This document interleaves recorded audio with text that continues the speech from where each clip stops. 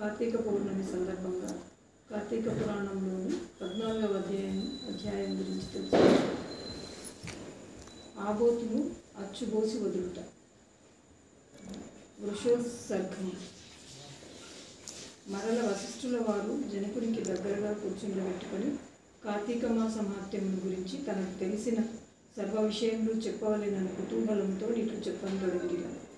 ఓ రాజా, కార్తీక పౌర్ణమి రోజున పితృప్రీతిగా వృషోత్సర్జనము చేయుట, శివలింగ సాలగ్రామములను దానము చేయుట, ఉసిరికాయలను దక్షిణముతో దానము చేయుట మొదలగు పుణ్యకార్యముల వలన వెనుకటి జన్మయందు చేసిన సమస్త పాపములను నశింపజేసుకొందురు. వారికి కోటి యాగములు చేసిన ఫలము దక్కు. ప్రతి మనుజుని పితృదేవతలను తమ వంశముందెవ్వరైనా ఆబోతును అచ్చువేసి వదలుదురా అని ఉండియు పుణ్యకార్యము చేయక దానధర్మములు చేయక కడకు ఆబోతునకు అచ్చువేసి పెండ్లి అయినను చేయడో అట్టివాడు రౌరవాది సకల నరకంలో అనుభవించుటేగాక వాని బంధువులను కూడా నరకములకు గురిచేయి.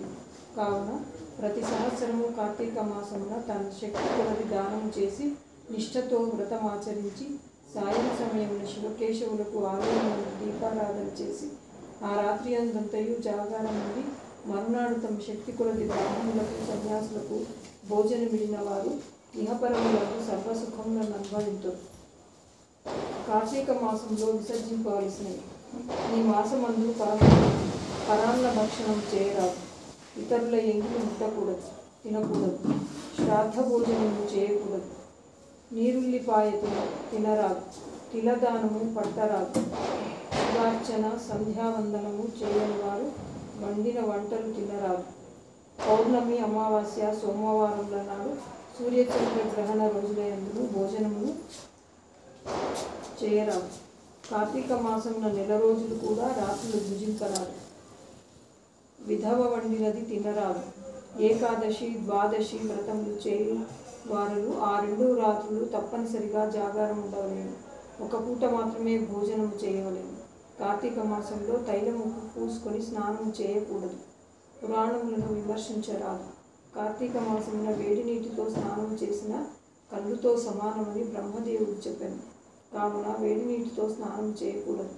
ఒకవేళ అనారోగ్యంగా ఉండి ఎలాగైనా విడవకుండా కార్తీక మాసం వ్రతం చేయవలెనన్న కుతూహలం గలవారు మాత్రమే వేడి నీటి స్నానం చేయవచ్చును. అట్లా చేయువారు గంగా, గోదావరి, సరస్వతి, యమున నదుల పేర్లను మనసులో స్మరించి స్నానము చేయవలేను. ఏ నది తనకు దగ్గరలో ఉంటే ఆ నదిలో ప్రాతకాలమున స్నానం చేయవలేను. అట్లా చేయని ఎడల మహాపాపి అయి జన్మజన్మములను నరక కూపమున పడి కృషింతును. ఒకవేళ నదులు అందుబాటులో లేనప్పుడు నూతి దగ్గర కానీ చెరువు నందు కానీ స్నానం చేయవచ్చు. అప్పుడు ఈ క్రింది శ్లోకమును చదివి మరి స్నానం ఆచరించవలేను.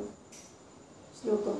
గంగే చ యమునే చైవ గోదావరి సరస్వతి నర్మదా సింధు కావేరి జలైస్మిన్ సన్నిధం కురు అని పఠించుచూ స్నానం చేయవలేను.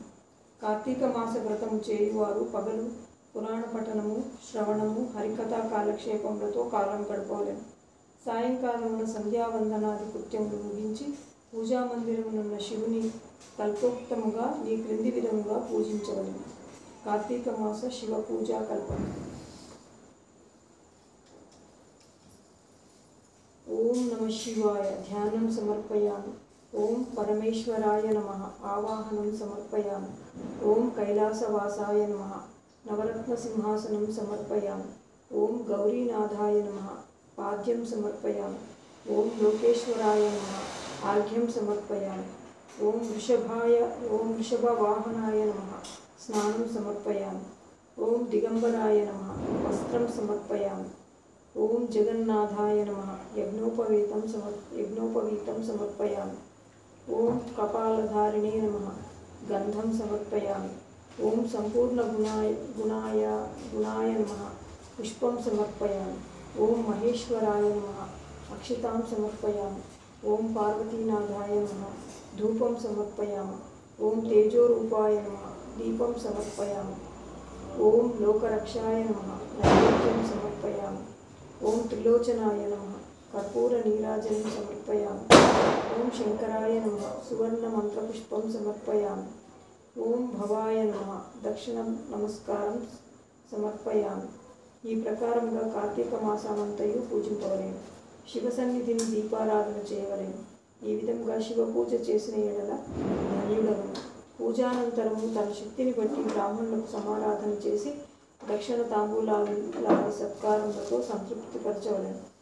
ఇటుల చేసిన 100 అశ్వమేధ యాగములు చేసిన ఫలము, 1000 వాజపేయ యాగములు చేసిన ఫలము లభించగలుగు.